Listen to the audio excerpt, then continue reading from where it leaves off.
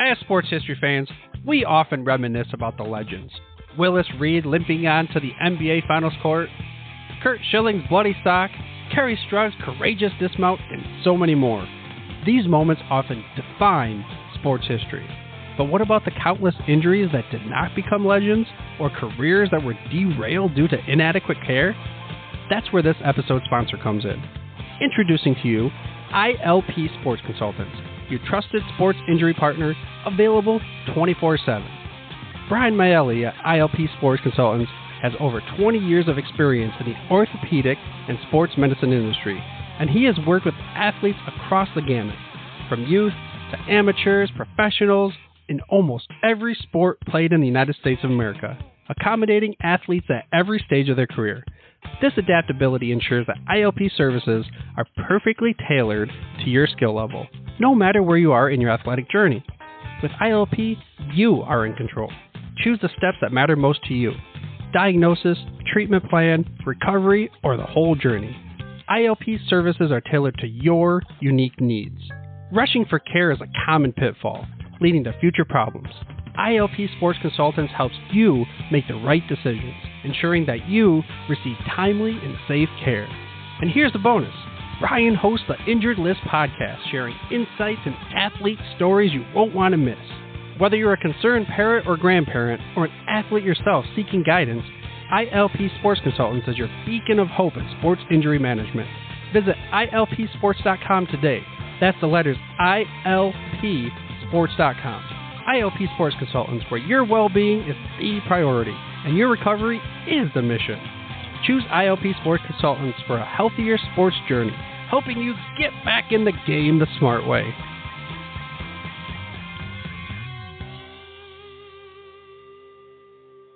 Blog Talk Radio.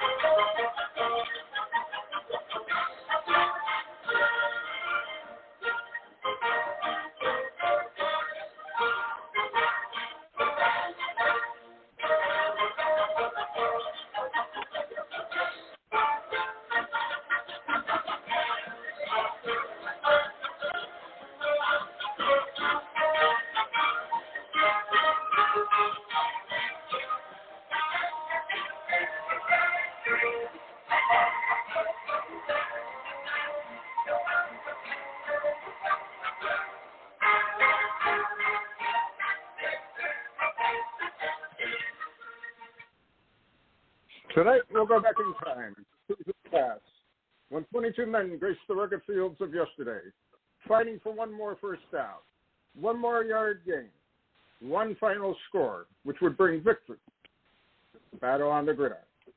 Tonight, we'll explore the world of Gridiron Greats.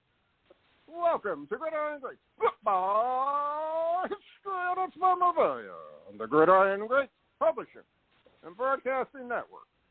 And we're live from the Southport, North Carolina home of Gridiron Greats Magazine.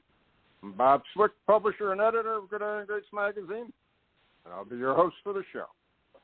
Gridiron Greats is the only publication in America that focuses upon the history and memorabilia of the North American football game since its inception in 1869. We cover 150-plus years of football history and memorabilia. You can find us on the web at GridironGreatsMagazine.com. It is at this time I'd like to introduce my co-host. He's a senior contributing writer of the Gridiron Greats Magazine, a football memorabilia historian, specializing in pre-World War II items, in particular Red Grange, and also Seattle Seahawk items, in particular Steve Lark. He hails from Portland, Oregon. Mr. Joe Squires. Joe, welcome to the show this evening. Captain, I've been missing you. Seems like just yesterday we spoke, but I've been missing you, sir. Been a while, Joe. 24 hours since we did our last show. As the end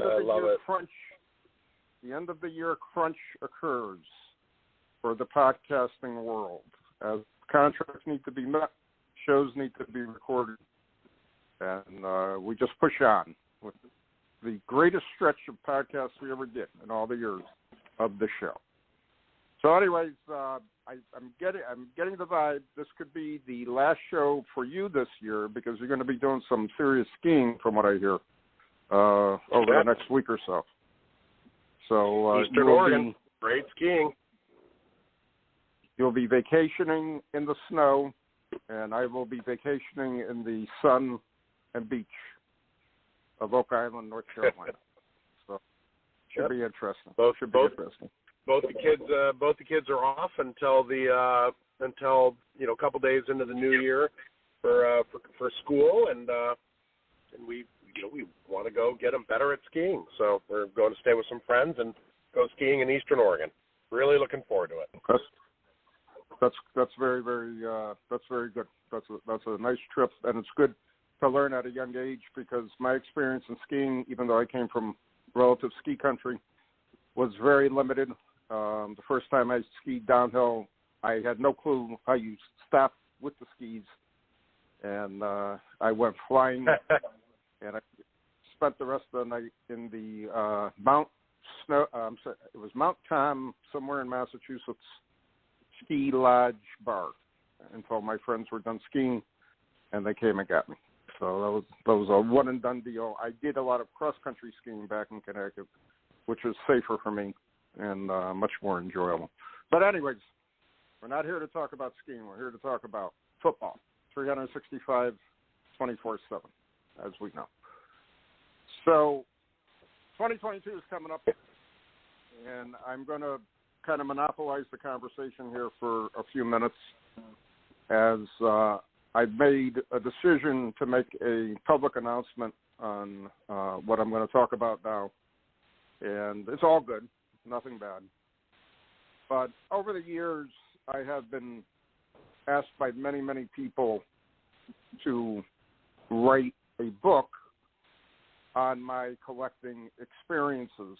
And since we moved down here, my wife Brenda has basically stated to me on a daily basis, "Did you finish the book? Did you finish the book?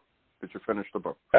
And the one thing I decided to do while I was down here was write a book, which I've actually got two separate books started. One I'm not going to bring up right now, but the other book, which I'm way far into right now, is entitled The Captain's Collecting Journey, and it's my journey of collecting and trying to, down on paper, as many memories and as many notes as I've had over the years and my collecting experiences since I was a wee toddler back in 1965, opening up my first packs of tall boys and 65 Philly cards. So I'm probably about halfway done with the book so far.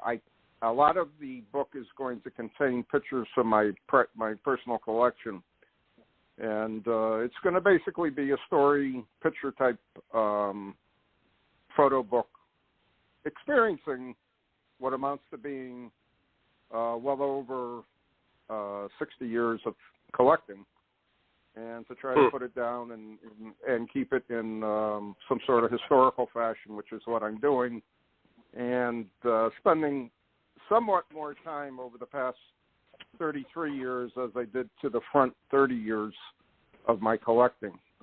So the book is basically going to look at the beginnings of 1965, my experiences, stories I can tell through the 70s and 80s up to the explosion in 1989, where there's a lot more information that I have that I can write about, which I think would be of great interest to collectors, whether they collect football cards or memorabilia or they collect anything else. It's just a story down memory lane, and I figure I got the time to do it right now. I think it's a nice story. It's a feel-good story, and people who do collect will enjoy it. And again, publication I'm looking at sometime, hopefully the summer, but it's probably going to be more like fall of 22. So I'm going to keep everybody posted on it. But I did want to get it public and noticed, and I've always wanted to do it. I've written all my life. I've done a lot of writing in a lot of different areas, not just in collecting. I've been a sports writer. I've been a political writer. I've been a newspaper writer. I've done a lot of different things in writing over the years. But it's time for me to write about my collecting experience. So working on it. Every morning when I get up, I'm in front of the computer typing before anybody's up, and the coffee pot is percolating, and I am writing and drinking my coffee and starting my day. So that's my announcement for 22. If you could see me right now, I am grinning ear to ear, just Cheshire Cat. That is so cool, and just because you are the man, you are the pillar of our hobby, and for you to put pen to paper and write a book like that is incredible. I can't wait for it, and I hope to get an autographed copy from you. After it comes out. Incredible. That's such good news. So how do you attack that? I've never written something like that. And I remember when we had Chris Willis on, I was asking him how he put a book together because, I've written small stuff, articles for Gridiron, and I have an odd writing style. My wife has a journalism degree from U of O, so she kind of makes fun of my writing style. But, I mean, do you like lay out the chapters? You're like, I want to write a chapter about this, this, this, and this. Here's 15 chapters, and then you start filling in from there, or? Yeah. Well, what I attempt to do every day, and I'm not always successful, I try to write 300 to 500 words daily. So in my process of writing a book, I don't write it, chapter after chapter. For example, I got the back end of the book almost complete. The front end of the book, I'm really trying to think about things of what happened. I've been talking to a few friends of mine who have kind of jogged my memory as far as, different events, so on and so forth. And again, I do take a slight hiatus in the 70s when I was in high school and in college for a few different reasons, but I still actually bought packs and I still collected. And I'm looking back and I'm thinking about stuff. The 70s, I collected more publications than I actually did cards. And then in the 80s, I went more back to cards because I had a little more disposable income. And I could, I enjoyed the beauty of subscribing to a magazine, which was a lot cheaper than buying the copy every week at the newsstand. So I basically broken down the book from 1965 roughly to the 80s, and then the explosion from 1989 to the current year, until this year type of writing. And I try to keep writing 300 to 500 words a day. And again, I'm not always successful on it. Some days it really flows very, very easily, what I want to write. At other days, it's very difficult to write anything. So you got to be disciplined as far as writing is concerned. I figure now I got the time, and I really don't have a lot of stress besides waiting for the house to be, for us to move into the house. Once we're into the house, I can actually get at my collection again, and then I'll be able to photograph what I want to, put in. So it's going to be, to me, it's going to be the type of book I like reading, where there's a lot of photos in it, a lot of pictures in it. It's visual besides the written word. So it's a flowing book. I call it a flowing book, for lack of a better term. And it's just a question of discipline. And, I'm a pretty disciplined guy, so I'm not overly concerned with that. But, now's the time. I just got to do it. I made too many excuses over the years. I didn't have the time. I couldn't do this. I was doing that. I took over the magazine. I'm going to be working on the magazine, which, the magazine does take a lot of time. We're getting ready for issue 75 right now. So I'm piecing together, I'm proofing all the articles that we have. We're starting to talk about layout. I got to do my column. I got to, check on everybody's ads that are coming in, and so on and so forth. So there's work to that, but since I don't have a 9-to-5 job right now, now's the time for me to do it, and I'm trying to do it. Yeah. So I made a decision. The last show you and I were going to do this year, I was going to announce it, and I can see my email starting to pick up a little because I did, I have been casually mentioning to people I'm seriously thinking about doing this. but today's the formal announcement on it. So I just wanted to get it out there and give everybody something to look forward to. The ideal situation somehow is to get it ready for the National for next summer, which means I really got to move on it, and hopefully I am going to self-publish the book, none unless some publisher calls me after the show tonight and says, listen, we got to have the book. You know, what do you want for an advance? And then when I wake up from that dream, I'll go back to my normal. I'm going to publish it myself, and we'll make it work. That situation. But anyways, so that you ever said that? I've been working on a fiction book about football, and for years now, and I just can't get it together. I start and stop that all the time. I've been writing that for over 5 years now, and I just, some parts of it I really like, other parts of it I really don't like, so I keep rewriting certain parts of it, and I try to picture myself as John Updike, what he used to do, and Updike basically, it was a full-time job for him. He would wake up in the morning and he would start reading and writing, and that was his job. So I'm kind of wondering if this second career that I have in my 60s now, if I could just do the same thing, be a full-time writer, get some income out of it, and just say I'm a writer now. I write about football cards and memorabilia and football history and the like, and just take it from there. And that's it. Wow. So anyways, well, I'm excited. I love your writing style, Bob. Just the articles you've written, even going back, previous iterations before Gridiron. I love your writing style. I love your prologues, in the Gridiron. It's the first thing I enjoy reading when we open up. But yeah, so I'm excited for this book. I try to tell people I write in a older style, which is not prevalent today. I try to write from a perspective of, you gotta talk to your audience. You gotta be friendly to your audience, and you have to know that your audience is reading what you're writing, and they want to, they want to be there. You're gonna make them feel like they're at home. And I always felt my column, I want you to feel like you're at home. You opened up the magazine after a day of work or whatever. It's a weekend. You got some free time, and that's the first thing you read. And it's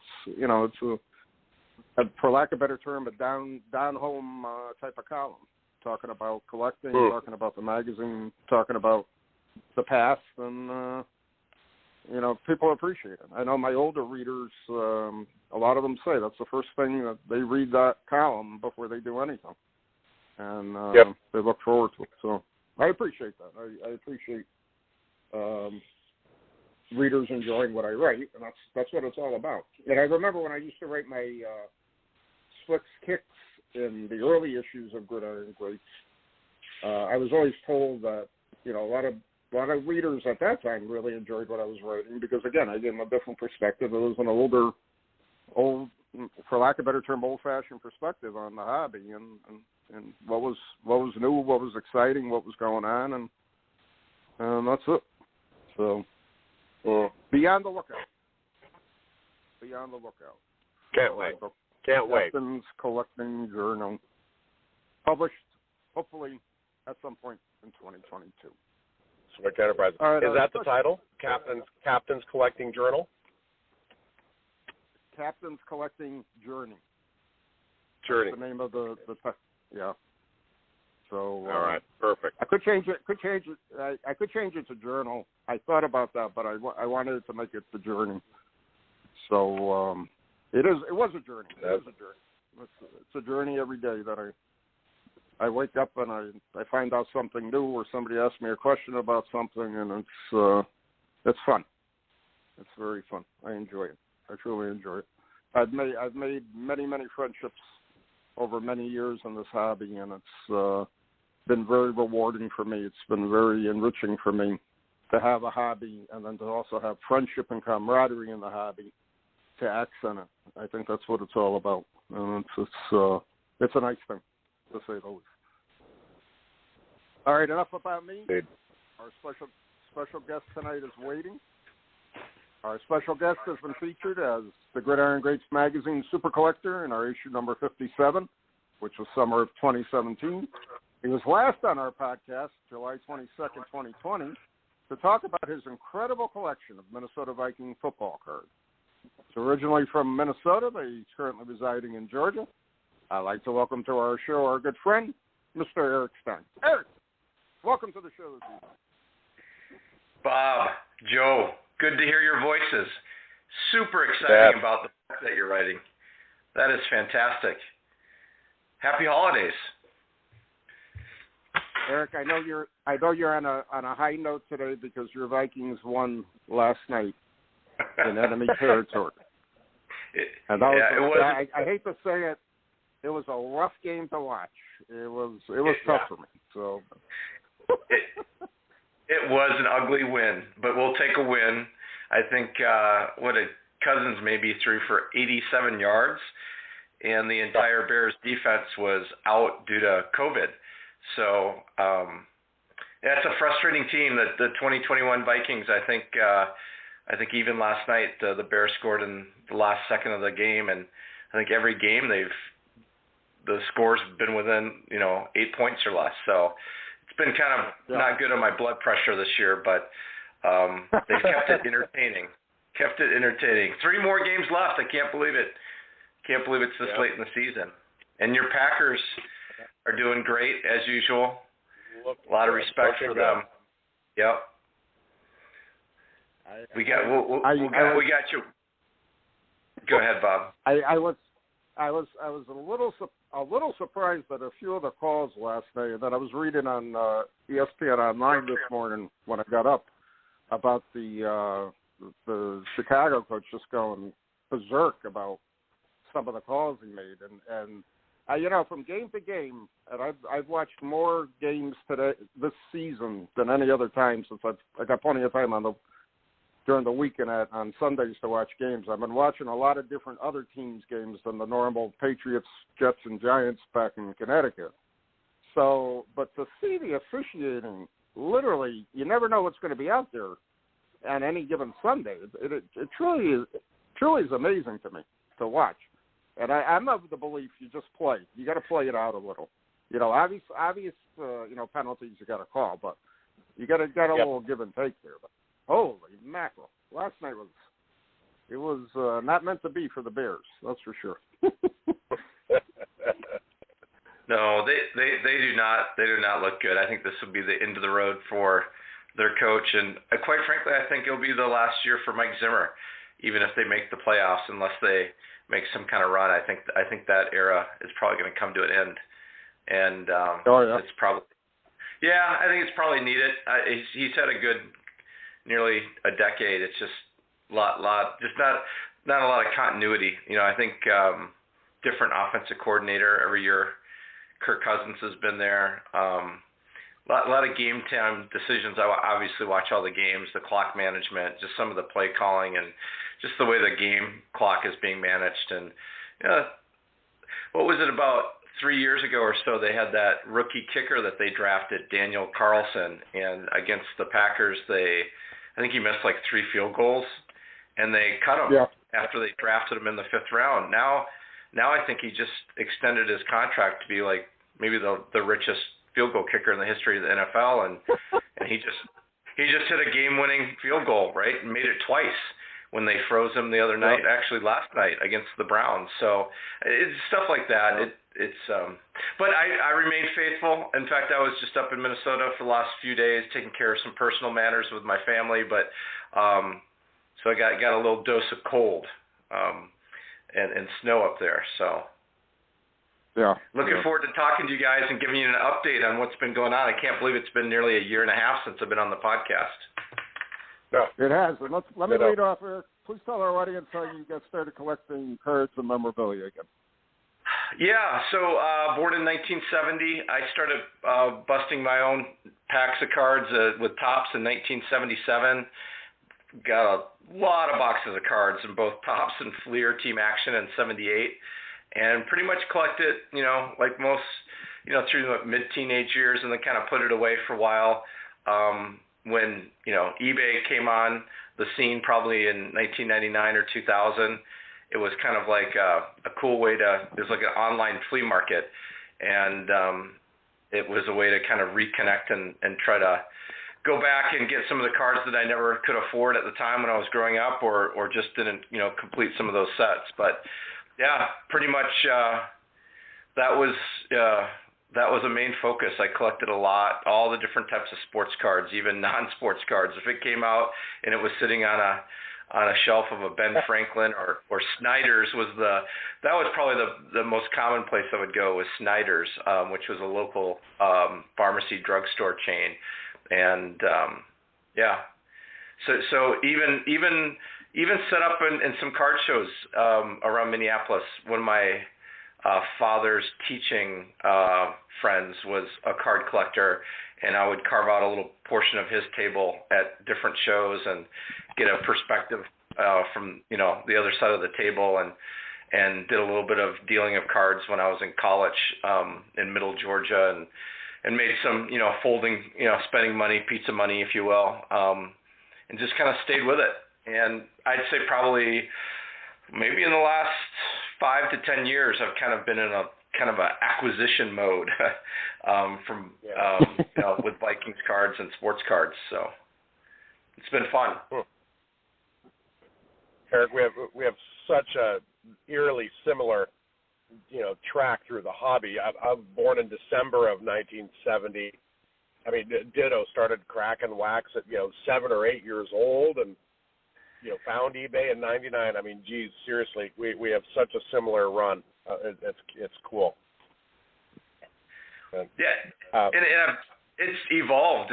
There's so much to go after, and I know we're going to talk about what I've been doing lately, but that's what's actually been kind of interesting with going after these Vikings cards. But there's kind of like a large gap, probably from, I don't know, 87 to maybe, I don't know if I really broke more than a box of football cards after 1987.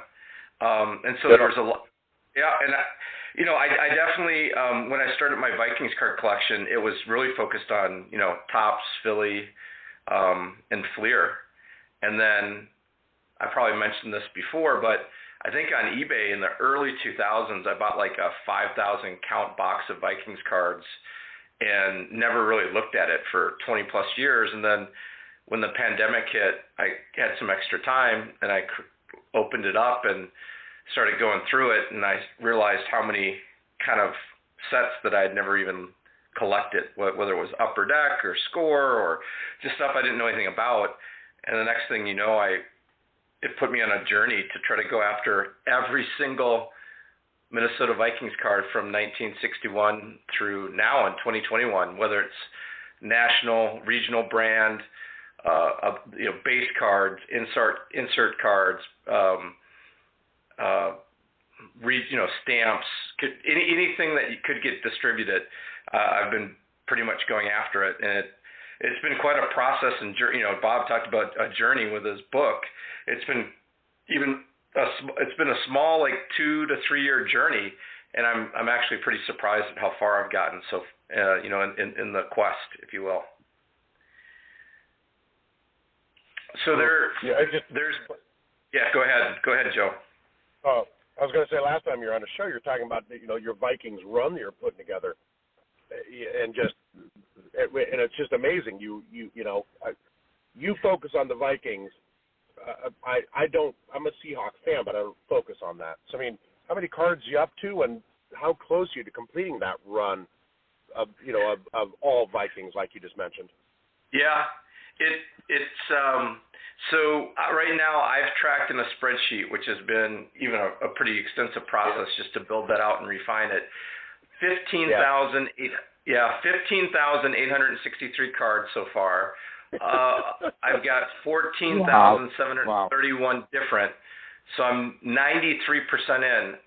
I didn't get a chance to see where I was 18 months ago, but I'm guessing I was maybe 70, 75%, and it obviously gets tougher But to put it in perspective, I'll throw some numbers at you. I'm actually in the 1960s, they only made 183 different Vikings cards, and I'm only at 82% there. In 1970s, they made 453. I'm also at 81% there. 1980s, still not that many, 577 different. I've got 98% of them, so I'm just missing what looks to 12. And then in the 1990s, there was 5,169 different Vikings cards, so I'm 96% there. Wow. In the 2000s, it got to 4,970. I'm 93% there. The 2010s, Topps had its last year in 2015, and most of it's all Panini. That's 3,690 cards at 90%. And then just in 2020 and 21, I've tracked about 807, and I'm about 92% in. So it's a lot, and sometimes I wonder, why am I doing this? But it's fun. It's been a diversion. I've had more home time during the last couple of years, and not as much travel as I used to do pre-pandemic. So it's been a lot of fun. So when Bob and I joke around about the post-'89 explosion, of cards, you pretty much just mathematically proved it right there. Yeah, it was amazing. I even went through and looked at a couple different players, like Randy Moss. So Moss has got 1,349 different cards, right? So just under 10% of all the cards are Randy Moss. It's a lot of Randy Moss. Chris Carter's got 900, actually a little over 1,000.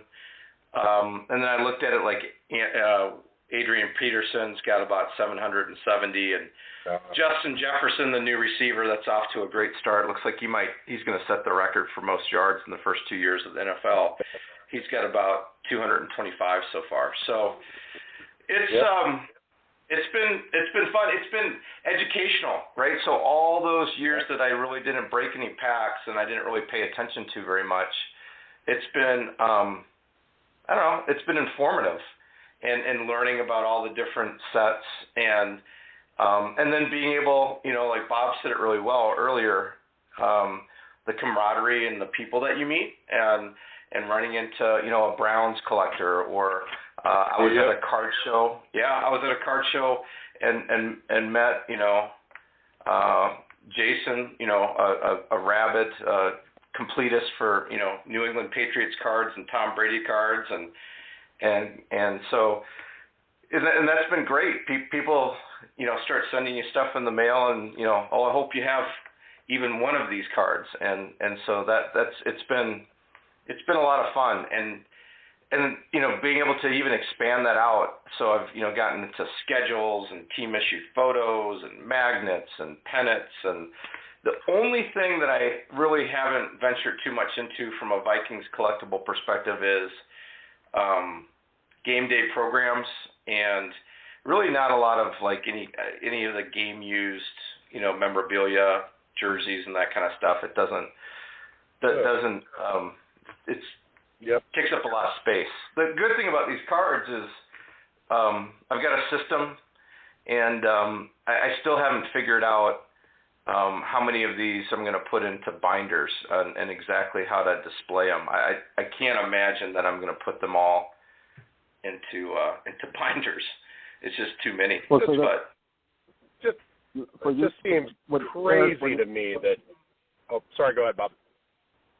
Yeah, I was going to say, I think it would be really cool. I know it would be the biggest pain in the neck to do, but to single sheet all those and put them in binders from 1961 to the current year, man, oh man, to me that would just be so cool to look at. And when I reset up my man cave again down here, as I had back in Wallingford, I had all my binders of all my sets from 1948 up to 2015. And it's cool to look at just to see the progression from year to year doing that. So, I don't know. I think we're going to have to put pressure on you to single shoot everything. And I have started... Ultra platinum packet sheets there, so... No, but I think it's, Yeah, I fully understand, 20,000 cards to put in 9-pocket sheets. It'll take you a long time. And you're looking at, whatever, 3,000 sheets plus. So it's, not easy, to say the least. So. Yeah, no, what I've done, so I've got the Topps and the Philly and the Fleer Team Action and some other kind of like, stickers and stuff like Panini stickers and Topps stickers and, any of that. But I did start the process of bindering like scorecards, right? Because Panini still makes Score brand. So that's a pretty good run from 1989 through 2021. And so what I've been doing is I put them into like, 300, 400, 500 count boxes with penny sleeves. And pre-pandemic, I bought a case of penny sleeves thinking like, this is going to last me my entire life. I didn't even start it, this Vikings quest. And just a week or two ago, I ran out of the 10,000 penny sleeves. And obviously the pricing of all the supplies have gone way up, and I bought another 5,000, which should be enough. But yeah, it's kind of, once you get into something like this, there's a method of keeping track of it on your spreadsheet, and then how to store it temporarily. So these things will be in these boxes by brand, and I don't keep them by year yet, but at least they're segmented between like Upper Deck and Pacific and Bowman and all the different brands, and then I'm getting to the point now where I'll probably start, sorting them out a little bit more closely, but yeah, it's been fun. And then in addition to that, just not doing only Vikings, but I know it's not a main segment for this, but actually kind of inspired by both of you guys and Jeffrey Payne and the VFC website. I've been going after like Topps and Fleer and Philly sets, like complete sets from 1959 through 79, and now I've even started the 57 set. So there's been a lot of cards coming in from eBay and from different websites, and that's been the other thing that's been interesting. There's actually, it's not just eBay to get cards. There's a website that I found called Sports Lots, where I can get a lot of cards for like 18 cents a piece. And then you can ship them to a centralized box, quote unquote, as they call it, ironically in Green Bay, Wisconsin. And you can kind of gather them up and save on shipping. And then there's Beckett Online has got a lot of dealers that will run specials for like 20 or 25% off periodically. So kind of had to also get pretty, I guess, as frugal as you could. And be mindful of trying to get the best deals possible, because it's probably the least the place where I don't go and get Vikings cards is at an in-person card show, because it's too hard to do that in person. It's much easier, believe it or not, online to look at somebody's inventory and cross-reference it in front of my computer against the spreadsheet. The checklist is too big to do that in person. Yep. Preaching to the choir. I think all of us have wandered nationals with printed out checklists and pens, and I hear you. It's still just baffling, just crazy when I hear about someone like you, a collector who's just focused on one thing and just rabid about it and collecting and obsessing about something. It's just such uncharted territory to me. I'll give you a couple other numbers just to kind of give you a perspective, because you get kind of deep in this, and the spreadsheet keeps the structure and sanity, because it does take some perseverance and patience, sometimes, which I don't have very much of, but this kind of helps balance it for me. So like Topps, right? So Topps from 1961 through 2015, base cards, insert cards. There's probably some parallels, promo cards, 3,663. Panini, which basically started they had stickers in the 1980s and 90s, but they didn't start making cards, I don't think, until 2010, and took over, licenses from some of the other defunct card manufacturers. They've got now 3,600 different Vikings cards. Upper Deck had 1,681 different Vikings. And I'll tell you one brand that I probably I like the designs is Playoff, which now is a Panini brand, and they had some pretty innovative die cut designs. Same thing with Pacific. There's some interesting cards and different designs, and a lot of those things are still being used by Panini right now. Yeah. Right on. Definitely. But it's gotten pretty deep. And I'll be honest with you, sometimes I wonder, like, can I get the final 7%? There's certain cards that are more difficult because they're numbered and they're a limited number and they're in the a base set or an insert. And then there's some that are autographed as well. So I'm probably during the next couple of weeks during the holiday break gonna maybe rationalize the list and just make sure that some of these I might weed out some and not go after them, because I might have been a little bit ambitious when I was building out the spreadsheet, but it's getting to the home stretch inside the 20-yard line, red zone time. So I'm hoping to see if I can finish this out. I'll be honest with you though. I told this to Bob offline. I think I'm gonna, after this year, I might do a few of the Panini sets, but quite frankly there's too many of them. There must be over 3 dozen different Panini sets, and some of them, with the price of cards have gone way up, and it's almost too much. So yeah. I'll probably scale it back. You're better off waiting for dealers to just break the packs open and then unload them at the end of the season, type of thing. Make a bulk buy, which I know you do anyway. But I agree with you. 30 different cards, 30 different sets. How can you even keep up with them? And if you're going to buy them from packs, forget it. I mean, that is very expensive, to say the least. And none of this. I haven't bought any Panini packs. I wouldn't mind going to the store and finding some, but you can't. They're not available. And I think they release an NFL set like every single month. There's like 1 or 2 sets that come out every month, and you can't even get them. So it's turned into like legalized gambling. So people are spending $1,000, $2,000 for a box of Panini Prism, hoping to get some kind of one-of-one, autograph card of Trevor Lawrence or whoever's the hot, rookie. I can usually get what I want online at a fraction of what people are paying to open these boxes up.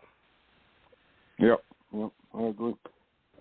Eric, what are the top 6 items in your collection, and if you could describe them briefly for our audience? So Vikings related, I still am a big fan of these acro metal plaques that are in copper and silver. I've got both the copper and silver, which is more rare. In fact, upstairs, this is not football related, but I found a Minnesota Kicks acro metal plaque, which was the North American Soccer League in the 1970s when they used to be a pretty good team and play against Pele. So I'm trying to find all the different Minnesota sports teams. I haven't found the North Stars yet, but those Vikings plaques are really cool. I've got a 1962 Tarkenton rookie in SGC 7.5 that I like. Third thing would be I've got a 1968 Vikings Hoyle poster. It's a really large poster. I think they used to get distributed like when you would get those forms in grade school and you could order magazines and posters and stuff. That I've got framed and matted, which is pretty cool. And then I've got a print of the old Met Stadium by Terry Jacobson, who's our local Minnesota artist. That's hand signed and limited edition. It's of the Vikings playing the Packers outside in the snow at old Met Stadium, and then some Vikings team issued photos. I've got a complete 1961 set that I got from a fellow collector, Steve Coleman, and then there's some newer stuff like some bronze Vikings figurines of like they're pretty kind of cool looking, but they're not NFL licensed or anything, but they just look good in the man cave. So I'm kind of branching out. It's not just all cards, but Yeah. And I went to a card show in Maplewood, Minnesota on Sunday. I had some extra time once I got the stuff done. I bought some Viking stuff. I got like a lapel pin that's brand new, never been even used, from the 1970s. Picked up one of these Viking helmet magnetic schedules. I don't know if you guys remember the old schedules that used to have like a magnet board, and you could, keep it in your bedroom on the wall and kind of move the magnets back and forth, depending upon the, on the standings. So I picked up that and also some old, and I'm also got a book that speaking of books, and I'm looking forward to Bob's book coming out. I ended up buying Scott Studwell, Viking for Life, 4 decades in the NFL, and I haven't opened that up yet, but I was going to look at it over the next couple of weeks, and it's good to harken back and read these stories and be around these guys. I actually had the chance, and I wanted to do it. My good friend did not want to do it, but I could have gone to Tommy Kramer's house and paid $125, which would have gone to charity, and watched Monday Night Football at his house with him, Ted cool. Brown, and Ed McDaniel. And he's even got Bob a yellow Packers urinal in his man cave basement with a Green Bay Packers logo that you can relieve yourself on for Vikings fans. But I just couldn't get my buddy to do it. I won't be going to Tommy Kramer's house anytime soon, obviously. So. Yeah. By the way, Eric, Bob usually caps it at one of your top 5 items. He gave you 6. He must really like you. I've met you at many nationals. We've been to VFC pizzas before. I mean, you've got to have some really good collecting stories. You don't accumulate a collection as good as yours without some good stories. What do you got? Or anything you can share with our audience? Yeah, I don't know if I shared this one before or not, but I had a lot of fun interacting with some of the players through a guy I used to play golf with 20 years ago. His brother-in-law was Jim Marshall of the Vikings, and so I got invited to, and Jim had an annual scramble golf event up at the old 3M employee golf course, and just going to that and hanging out and talking with Joe Cap and Bill Brown and Gary Larson and Wally Hilgenberg and even athletes of other sports. Yeah. That was just a tremendous amount of fun. And so my good friend that I was with last night watching the Vikings game, we got to play golf, got paired up with Paul Krause. And Paul was a really good golfer, and so just had a great time with him. He introduced us to a bunch of the guys, got a bunch of autographs, but I'm not as big into autographs, honestly. It was just more about the interaction and spending time with these guys. And getting to know them a little bit.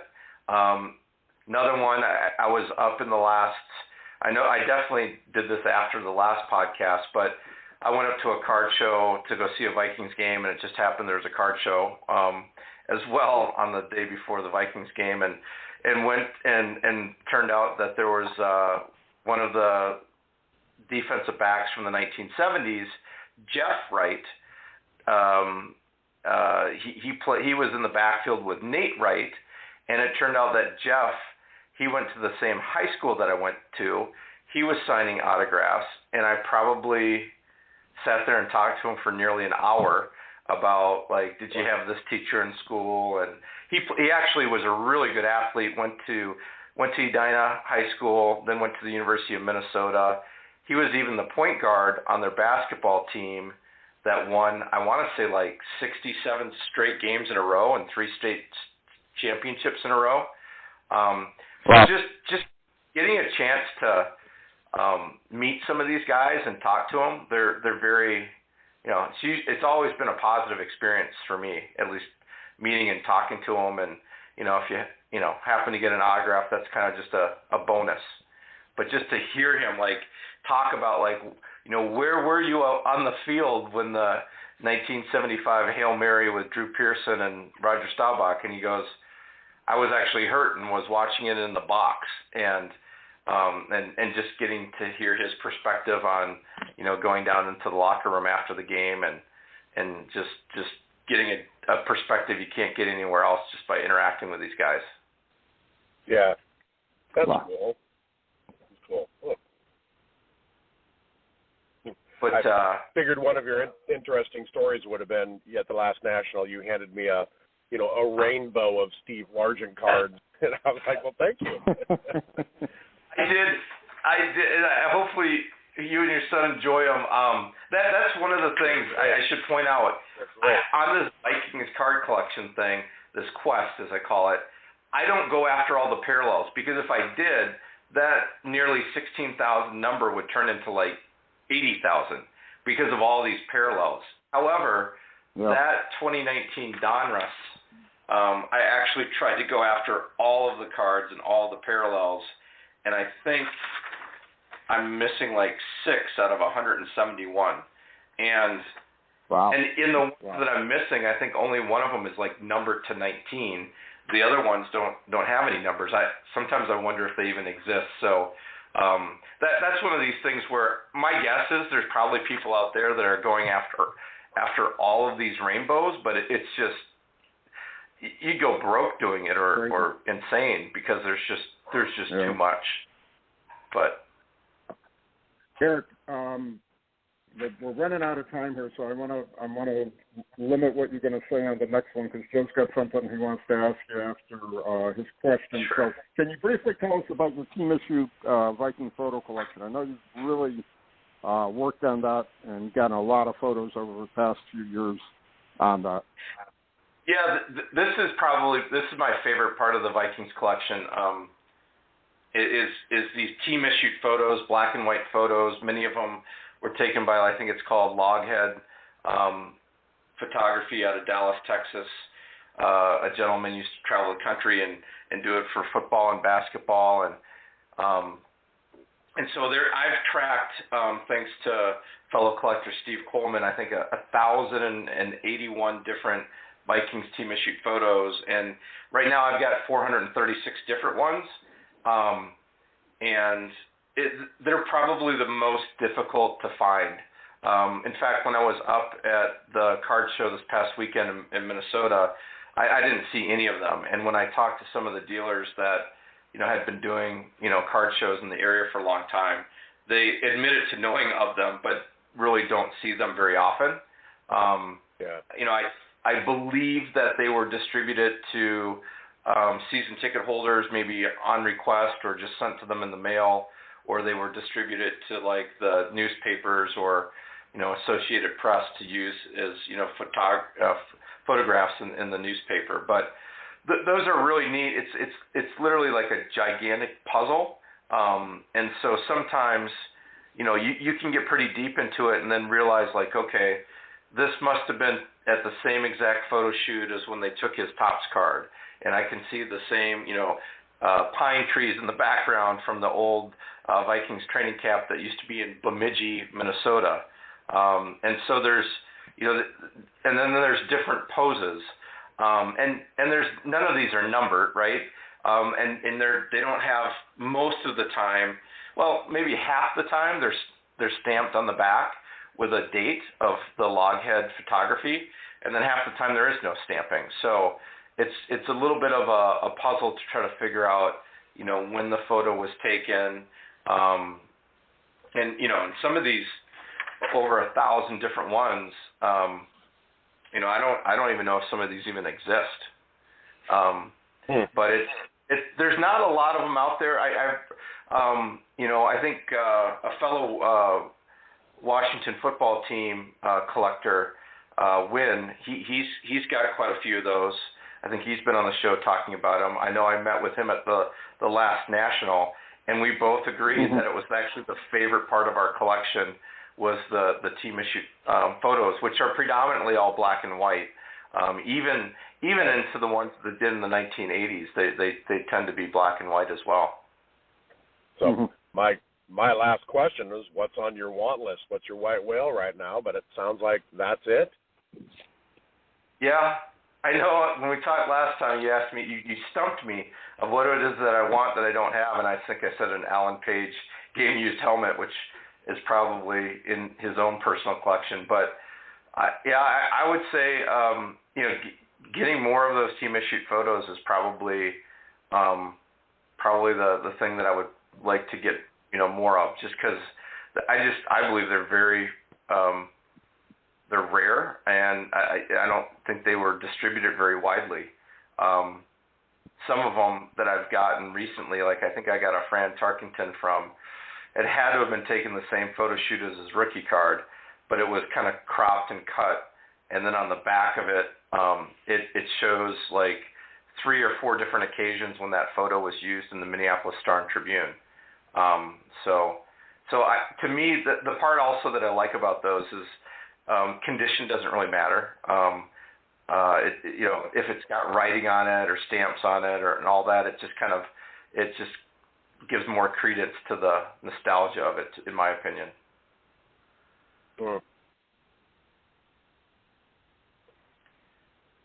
Bob, I'm looking forward to this book.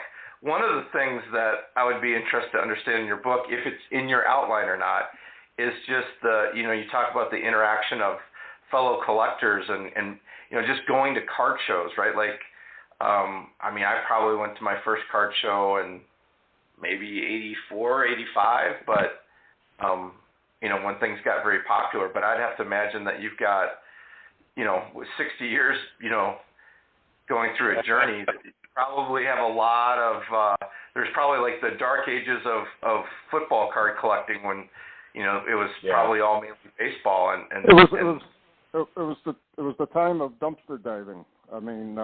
Dealers didn't want to know that they had didn't want anybody to know they had football cards, and secretly bought from them. That's what it really was. It came down to up roughly into 1987, 88, and then everything took off in 89. That's it. Joe, you got 2 things. We got less than 5 minutes, so. Yeah. Even this past weekend, I'll do this. Eric, I'm going to have to cut you off. I have a joke quiz for you. You're a special guest, and for a special guest that I know, I put a joke quiz together. So go buy a lottery ticket on your way home. Question number 1. Are you ready? Yes. Adrian Peterson, future Seattle Seahawk Hall of Famer, or Vikings throwaway? I'll go with Vikings throwaway. He's in the long line of Carl Eller and John Randall of all these Vikings that find themselves in a Seahawks uniform. One of my favorite cards was the 1980 Topps with Carl Eller. I didn't understand how good he was with the Vikings and moved on until later in life. But yeah, it's weird to see AP suiting up, and nice to see our coach handing him the ball to start getting some touchdowns, get closer to that record. Yeah, I know he's at least at. Yep, go ahead. Yep. Oh, nope. Question number 2.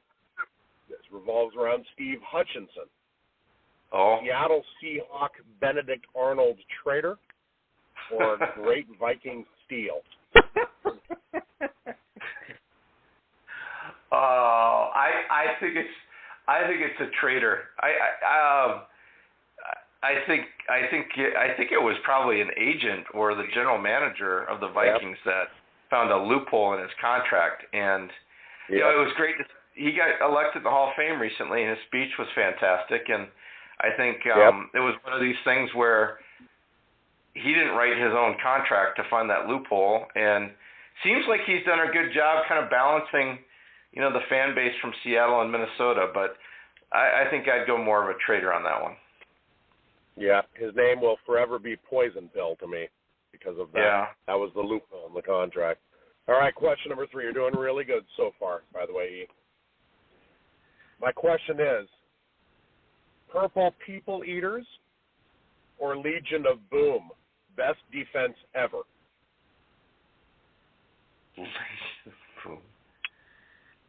I have to take the homer pick. I can't go against the purple people eaters. I just can't do it. Not with Alan Page and Carl Eller, Jim Marshall, who maybe one day gets in the Hall of Fame. I'm gonna go with the Viking purple.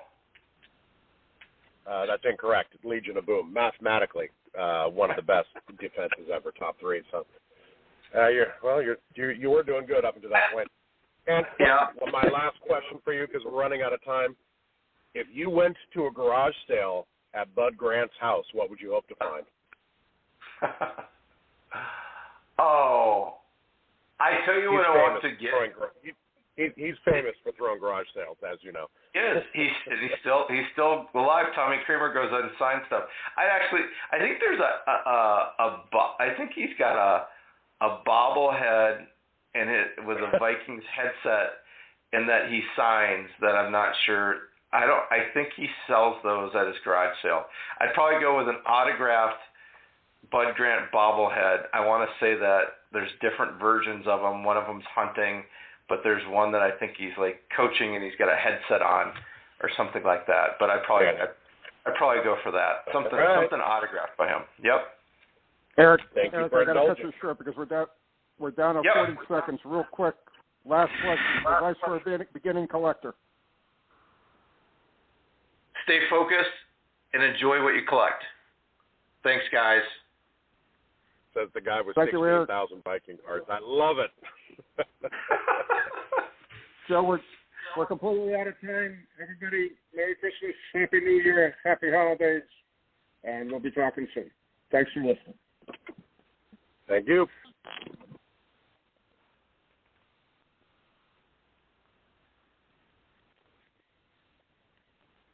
Hey there, sports history fan. This is Arnie Chapman, a.k.a. the Football History Dude, and I wanted to thank you for stopping by to listen to another episode here on the Sports History Network. Our podcasters are passionate about uncovering and sharing sports stories from yesteryear. And if you didn't know it already, we have over 30 shows across the network covering all sorts of sports history topics. In fact, here's a glimpse into one of our awesome podcasts here on the network. Each week, the official Football Learning Academy podcast will take you deep into the history of pro football through interviews with players, coaches, or administrators in the NFL, as well as interviews with Pro Football Hall of Fame selectors, authors, and historians.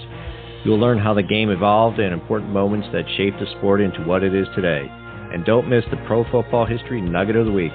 Listen to the official Football Learning Academy podcast on the Sports History Network. How about that? I bet you're super hyped to go listen to that new podcast, right?